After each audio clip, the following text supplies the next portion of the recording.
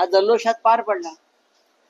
शिवसेना पक्षप्रमुख उद्धव ठाकरे यांचं ठाण्यात येताना जागोजाग स्वागत झालं, ठाण्यात स्वागत झालं।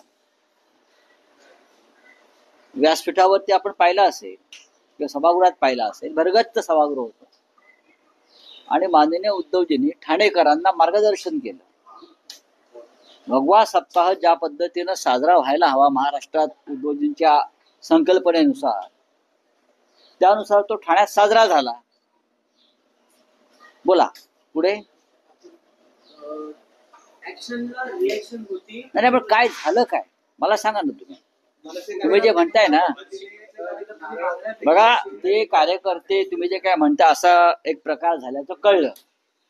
आता ते नंतर कळलं म्हणजे काय झालं हे मला माहित नाही किंवा उद्धवजींना माहित नसावं। हा अहमद शाह अब्दालीनं महाराष्ट्रामध्ये गोंधळ निर्माण करण्यासाठी ज्या सुपाऱ्या दिलेल्या आहेत त्यातली ती एक सुपारी होती।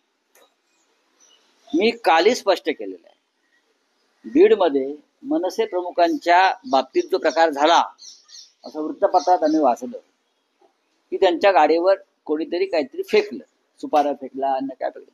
त्याच्याशी शिवसेना म्हणून पक्षाचा संबंध नाही। स्थानिक लेवलला मराठा आंदोलक अनेक पक्षातले एकत्र आले आणि त्याने निषेध व्यक्त केला असेल, पण त्याचा शिवसेना म्हणून ती भूमिका आहे का, संबंध आहे का, तर अजिबात नाही।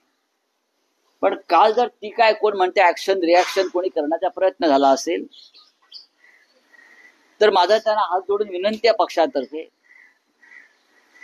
की तुम्ही काळोखाचा फायदा घेऊन काही फेकला असेल म्हणून तुम्ही वाचला।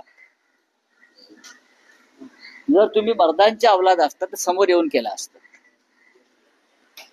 माझी त्यांना हात जोडून विनंती आहे पक्षातर्फे, शिवसैनिकांतर्फे